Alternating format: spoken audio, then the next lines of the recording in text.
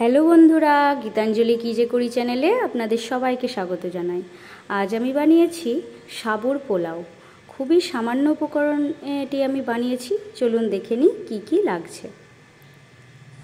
এর জন্য আমি 250 গ্রাম সাবু, মোটা দানার সাবু নিয়েছি, 5 ঘন্টা ভিজিয়ে রেখেছিলাম।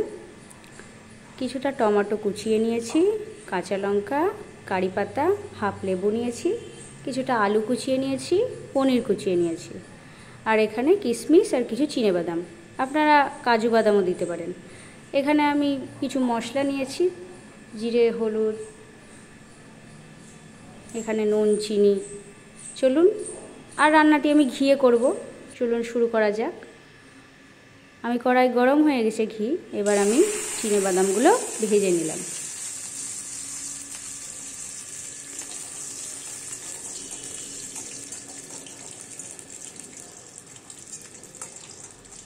বাদামগুলি আমার ভাজা হয়ে গেছে। এবার আমি কিশমিশগুলো ভেজে একসাথে তুলে রাখবো। বেশি ভাজার প্রয়োজন নেই, অল্প নাড়াচাড়া করে তুলে রাখলেই হবে। এই দেখুন, কিশমিশ ভাজাও হয়ে গেছে আমার। বাদাম কিশমিশ তুলে রাখলাম। এবার ঘিয়ের মধ্যে আমি পনিরের টুকরোগুলো ভেজে নেব।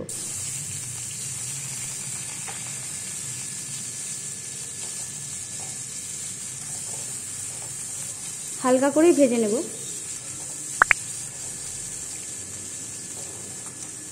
অল্প একটু নুন দিয়ে দিচ্ছি।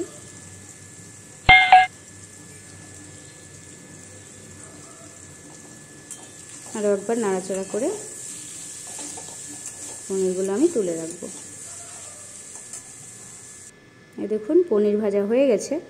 এবার আমি ওই একই তেলে ঘিয়ে আমি আলুগুলোও ভেজে নিচ্ছি।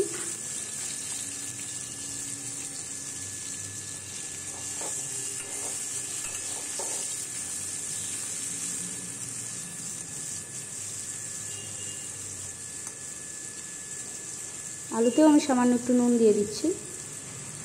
আপনারা চাইলে গাজরও দিতে পারেন, আলু গাজর কুচিয়ে, খুবই ভালো লাগবে। আমি এটা সম্পূর্ণ নিরামিষ করে করছি, পেঁয়াজ টেয়াজ কিছুই দিচ্ছি না। সেটা দিয়েও একদম চিড়ের পোলাও টাইপের করা যাবে, সেটাও খুব ভালো লাগবে। এবার আমি তেলে একটা শুকনো লঙ্কা ফাটিয়ে দিলাম, আর একটু জিরে গুঁড়ো, মশলার মধ্যে যে জিরে গুঁড়ো ছিল সেই জিরে গুঁড়োটা আমি ফোড়নে দিয়ে দিলাম।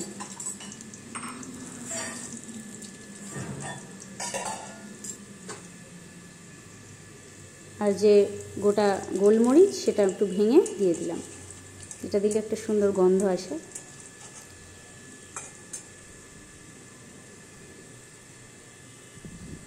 এবার আলুর সাথে আমি ভালো করে নেড়েচেড়ে মিশিয়ে নিচ্ছি।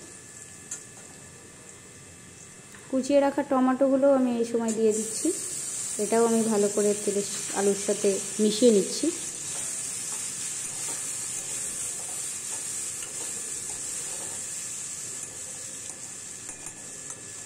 আর টমেটো দিলে সামান্য একটু নুন দিয়ে আমি, টমেটোগুলো তাড়াতাড়ি তাহলে সেদ্ধ হয়ে যায়, গলে যাবে।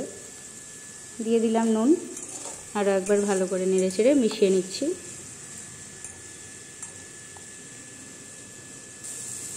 এই দেখুন, টমেটো আমার সেদ্ধ হয়ে গেছে।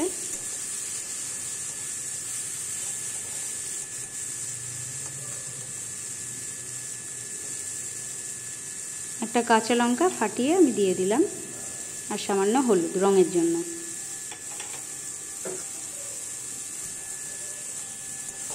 ভালো করে এটাও মিশিয়ে নিচ্ছি।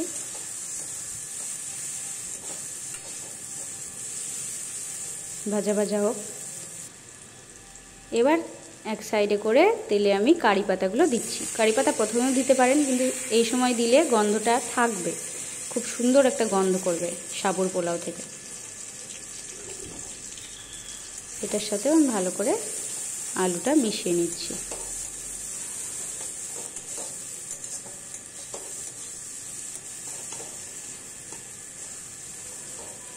এবার আমি যে সাবুগুলো ভিজিয়ে রেখেছিলাম সেগুলো দিয়ে দিচ্ছি।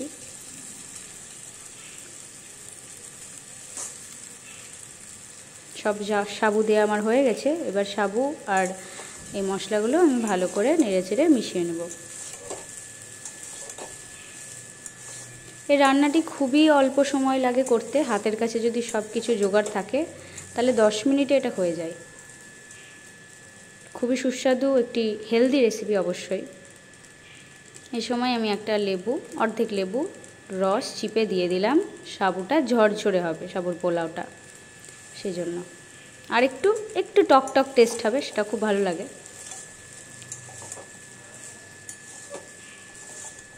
আপনারা চাইলে নাই দিতে পারেন, না দিলে সাবুগুলো গায়ে গায়ে লেগে থাকবে, এই আর কি। এবার আমি যে ভেজে রাখা পনিরগুলো সেগুলো এর মধ্যে দিয়ে দিচ্ছি।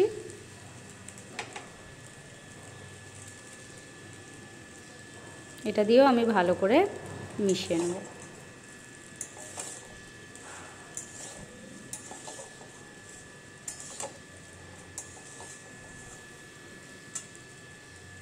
এবার স্বাদ মতো আমি চিনি দিয়ে দিচ্ছি এর মধ্যে। আপনারা কম বেশি দিতে পারেন, মিষ্টি মিষ্টি খেতে পারেন, নোনতা নোনতা খেতে পারেন, কোনো সমস্যা নেই।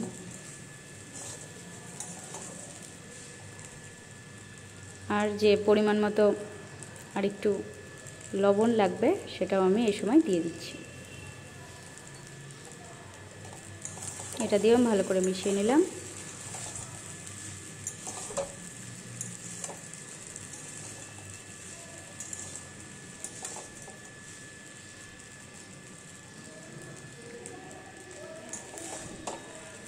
দেখুন প্রায় হয়ে এসেছে।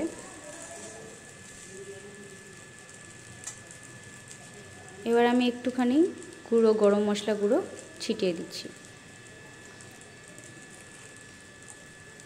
এটা দিয়েও একটু মিশিয়ে নিই।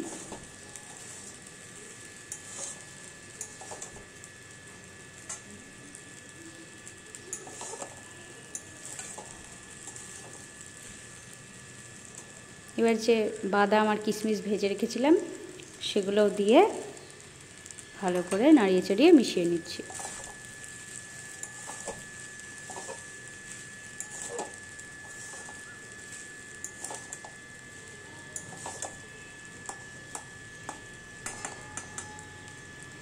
এই দেখুন রান্না আমার একদম কমপ্লিট।